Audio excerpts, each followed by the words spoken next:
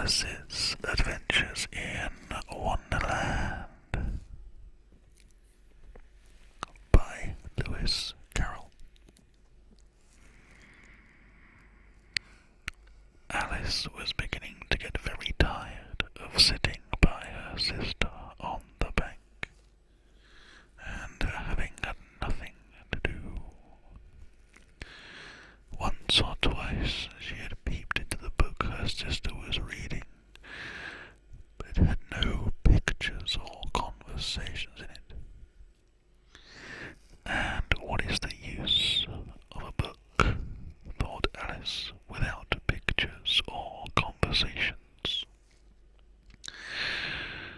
So she was considering in her own mind, as well as she could, for the day made her feel very sleepy and stupid, whether the pleasure of making a daisy chain would be worth the trouble of getting up and picking the daisies, when suddenly a white rabbit with pink eyes ran close by her. There was nothing so very remarkable in that, nor did Alice think it so very much out of the way to hear a rabbit say to itself, oh dear, I shall be too late." But when the rabbit actually took a watch out of its waistcoat pocket and looked at it and then hurried on, Alice started to her feet, for it flashed across her mind that she had never before seen a rabbit with either a waistcoat pocket or a watch to take out of it.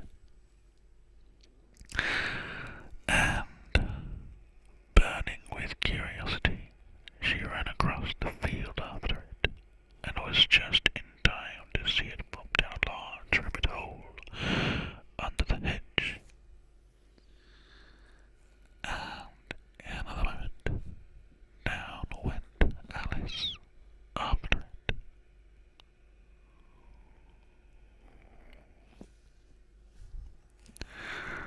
The rabbit hole went straight on like a tunnel for some way and then dipped suddenly down. So suddenly that Alice had not a moment to think about stopping herself before she found herself falling down what seemed to be a very deep well.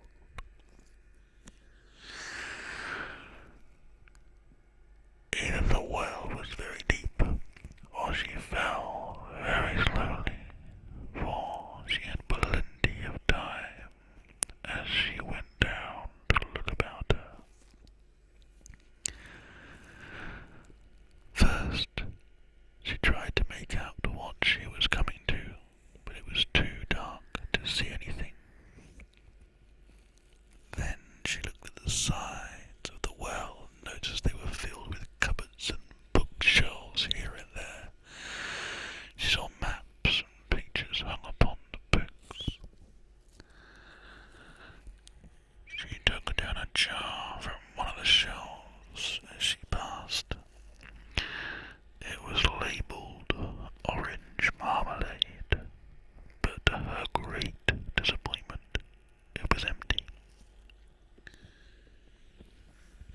She did not like to drop the jar, so managed to put it into one of the cupboards as she fell past it. Down, down, down. Would the fall never come to an end? There was nothing else to do, so Alice soon began talking to herself. Dinah will miss me very much tonight, I should think. Dinah was the cat. I hope they'll remember her saucer of milk at tea time. Dinah, my dear, I wish you were down here with me. Alice felt that she was dozing off when suddenly, thump, thump, down she came upon a heap of sticks and dry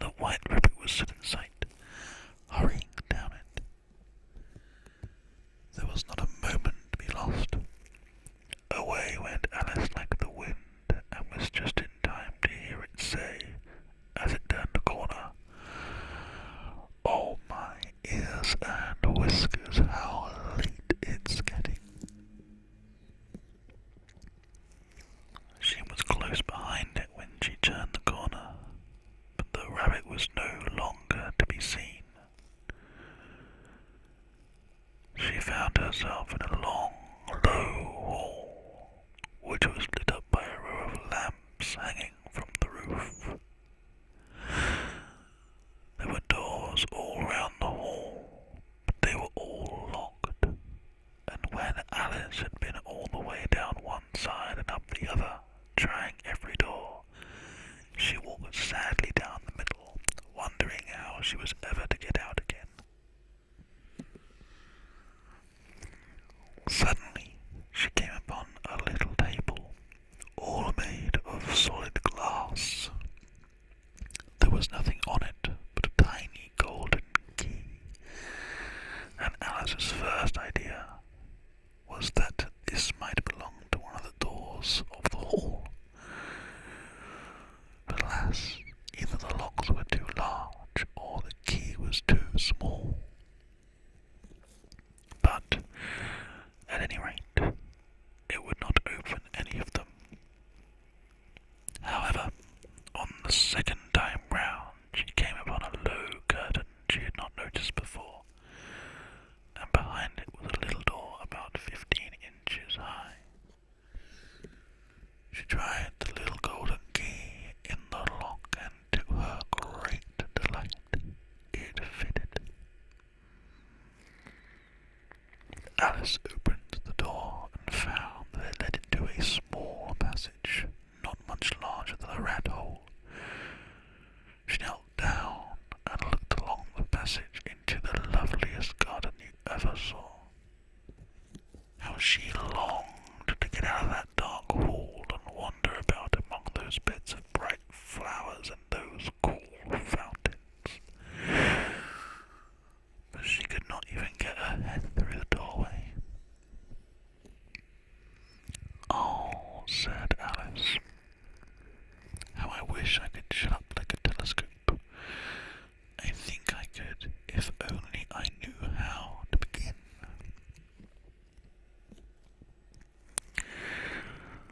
Alice went back to the table, half hoping she might find another key on it, or at any rate a book of rules for shutting people up like telescopes.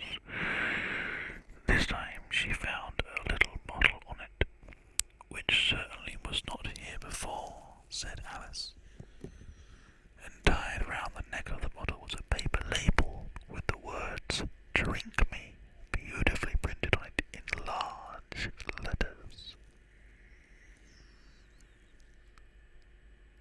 "No, I'll look first," she said, "and see whether it's marked poison or not." For she had never forgotten that if you drink from a bottle marked poison, it is almost certain to disagree with you. Sooner or later, however, this bottle was not marked poison. So Alice ventured to taste it, and, finding it very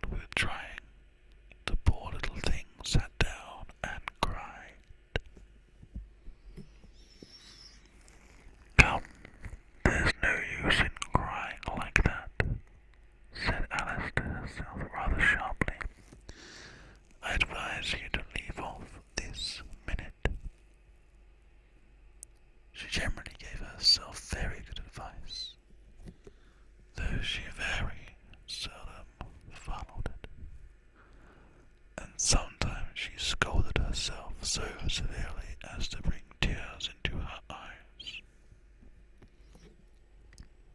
Soon her eye fell on a little glass box that was lying under the table. She opened it and found in it a very small cake with the words "Eat me" beautifully marked in currants. "Well, I'll eat it," said Alice, "and if it makes me grow larger, I can reach the key. If it makes me grow smaller, I can creep under the door. So either way, I'll get into the garden, and I don't care what happens." She ate a little bit and said anxiously to herself, "Which way, holding her hand on top of her head to feel which way she was growing, and was quite surprised to find that she remained the same size. So she set to work and very soon finished off the cake. Chapter 2. The Pool of Tears. "Curiouser and curiouser," cried Alice. She was so much surprised that, for the moment, she quite forgot how to speak good English. "Now I'm opening out like the largest telescope that ever was. Goodbye, feet. Oh, my poor little feet. I wonder who will put on your shoes and stockings for you now, dears. I shall be a great deal too far off to trouble myself about you." Just at this moment, her head struck against the roof of the hall. In fact, she was now rather more than 9 feet high, and she once took up the little golden key and hurried off to the garden door.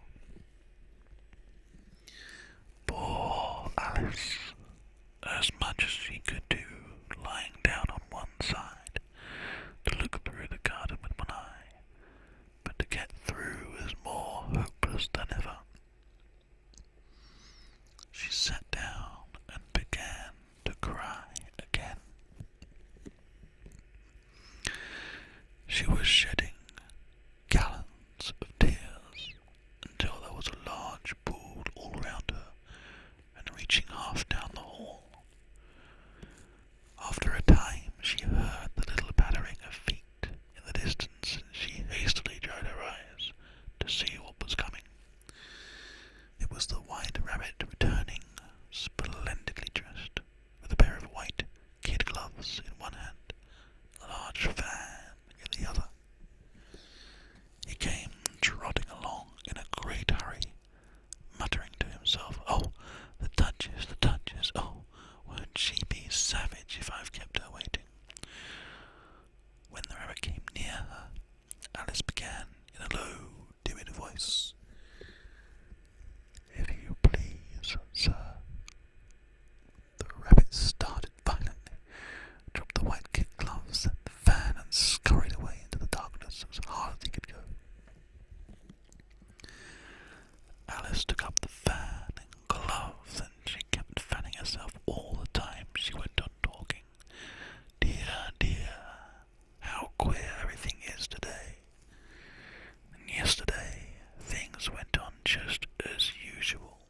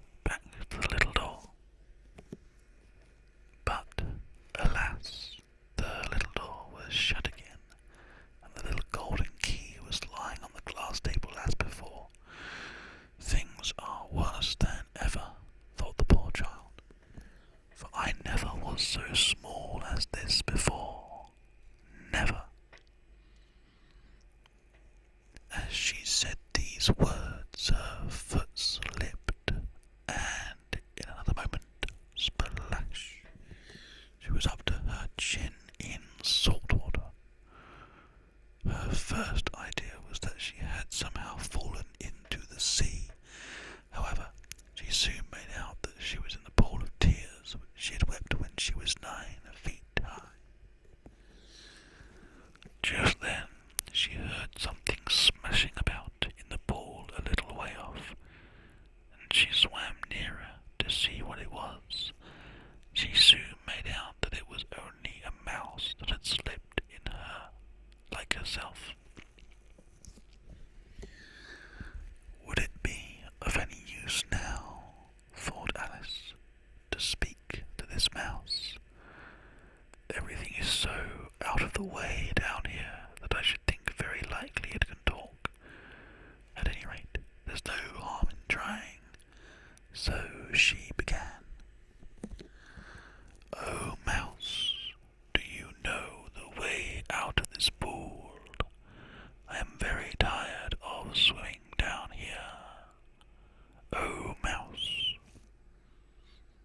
The mouse looked at her rather inquisitively and seemed to think her to wink with one of its little eyes, but it said nothing. "Perhaps it doesn't understand English," thought Alice. "I dare say it's a French mouse, come over with William the Conqueror." So she began again. "Où est ma chatte?" which was the first sentence in her French lesson book. The mouse gave a sudden leap out of the water and seemed to quiver all over with fright. "Oh, I beg your pardon," cried Alice hastily, afraid that she had hurt the poor animal's feelings. "I quite forgot that you didn't like cats." "Not like cats," cried the mouse in a shrill, passionate voice. "Would you like cats if you were me?"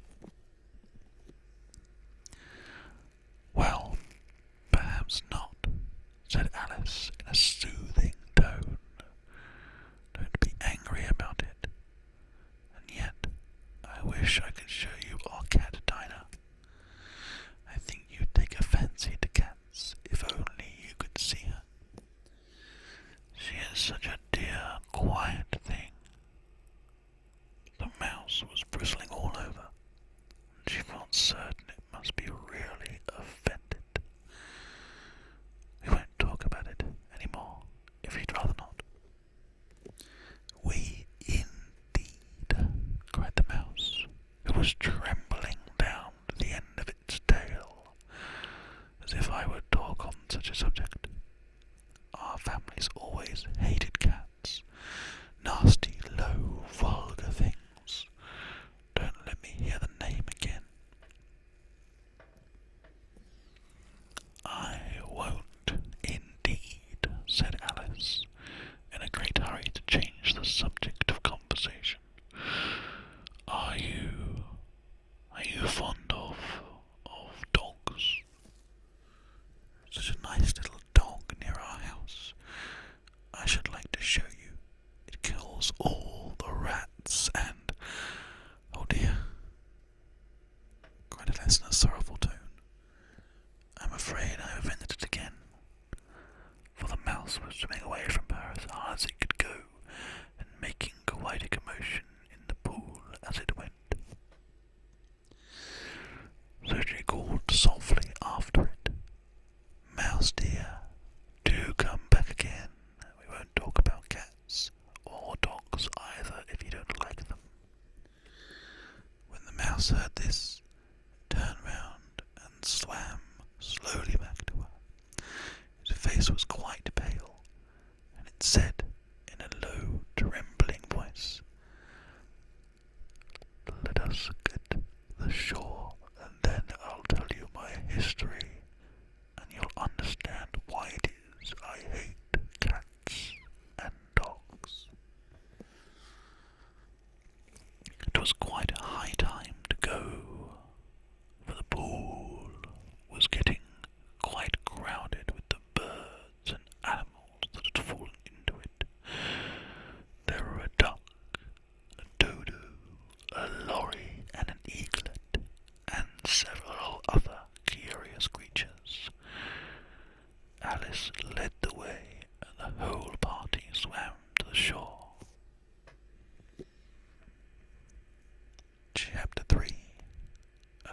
caucus race and long tail. They were indeed a queer-looking party that assembled on the bank. The birds with draggled feathers, the animals with their fur clinging close to them, and all dripping wet, gross and uncomfortable. The first question, of course, was how to get dry again. They had a consultation about this, and after a few minutes, it seemed quite natural to Alice to find herself talking familiarly with them, as if she had known them all her life. At last, the mouse, who seemed to be a person of some authority among them, called out, "Sit down, all of you. Listen to me. I'll soon make you dry enough." They all sat down at once in a large ring with the mouse in the middle. said the mouse with an important air. "Are you all ready? This is the driest thing I know. Silence all round, if you please." William the Conqueror, whose cause was favoured by the Pope, was soon submitted to by the English, who wanted leaders, had been of late much accustomed to usurpation and conquest. Edwin and Morcar, the Earls of Mercia and Northumbria. "Ah," said the Lory with a shiver. And even Steigen, the patriotic Archbishop of Canterbury, found it advisable. "Found what?" said the duck. "Found it," the mouse replied rather crossly. "Of course you know what it means." "I know what it means well enough when I find a thing," said the duck. "It's generally a frog or a worm. The question is, what did the Archbishop find?" The mouse did not notice this question, but hurriedly went on. "Found it advisable to go with Edgar Atheling to meet William and offer him the crown. How are you getting on now, my dear?" it continued, turning to Alice as it spoke. "As wet as ever," said Alice in a melancholy tone. "It doesn't seem to dry me at all." "In that case," said the Dodo solemnly, "I don't know the meaning of half those long words, and what's more, I don't believe you either." "What I was going to say," said the Dodo in an offended tone, "is that the best thing to get us dry would be a caucus race." "What is a caucus race?" said Alice. "Why," said the Dodo, "the best way to explain it is to do it. First, it marked out a race course in a sort of circle, and then all the party were placed along the course here and there. There was no 1, 2, 3 and away, but they began running when they liked and left off when they liked, so that it was not easy to know when the race was over. However, when they had been running half an hour or so and were quite dry again, the Dodo suddenly called out, 'The race is over,' and they all crowded round it, panting and asking, 'But who has won?' This question the Dodo could not answer without a great deal of thought, and at last it said, 'Everybody has won, and all must have prizes.' 'But who is to give the prizes?' quite a chorus of voiced asks. 'Why, she, of course,' said the Dodo, pointing to Alice with one finger, and the whole party at once crowded round her, calling out in a confused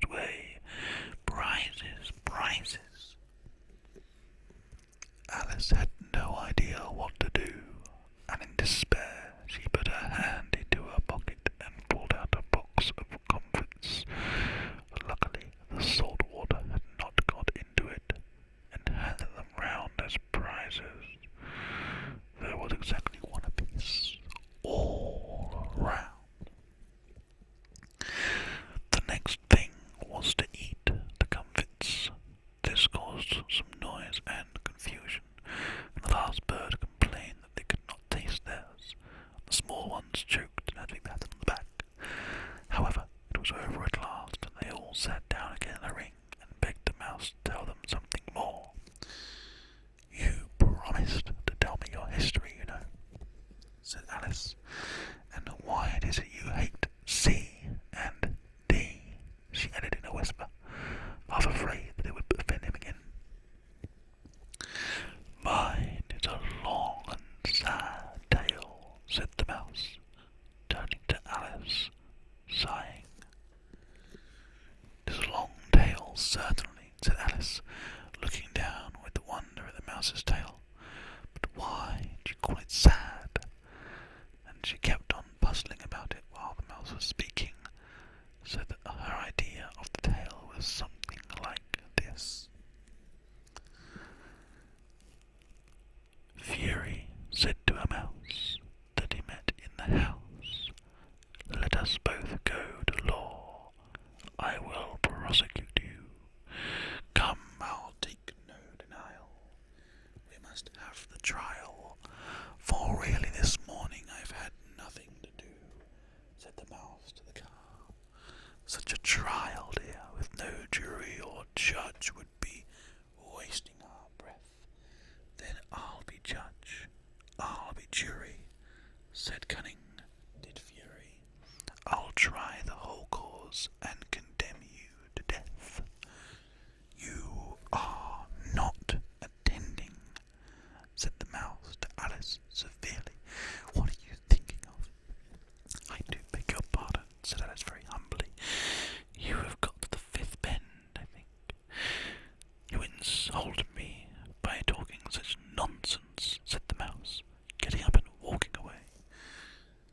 "Please come back and finish your story," Alice called after it, and the others joined in the chorus. "Yes, please do." But the mouse only shook its head impatiently and walked a little quicker. "I wish I had Dinah, our cat, here," said Alice. This caused quite a remarkable sensation among the party. Some of the birds hurried off at once, and a canary called out in a trembling voice to its children, "Come away, my dears, it's high time you were all in bed." On various pretexts they all moved off, and Alice was soon left alone. "I wish I hadn't mentioned Dinah. Nobody seems to like her down here. I'm sure she's the best cat in the world." Poor Alice began to cry again, for she felt very lonely and low-spirited. In a little while, however, she heard a little pattering of footsteps in the distance, and she looked up eagerly. And this is where we're going to leave it. The end of Chapter 3. Chapter 4. The Rabbit Sends in a Little Bill. Thank you for joining me today, guys. It is now 1 a.m, so I need to drive home and get some sleep. But it's been a fun little live stream. I think I might go ahead and put up that reading session onto my ASMR channel as its own thing, and we can sort of add to it as we go, perhaps reading 3 chapters at a time or something like that. But anyway, sweet dreams, everybody. Thank you so much for joining me as always. I hope you are suitably relaxed for a very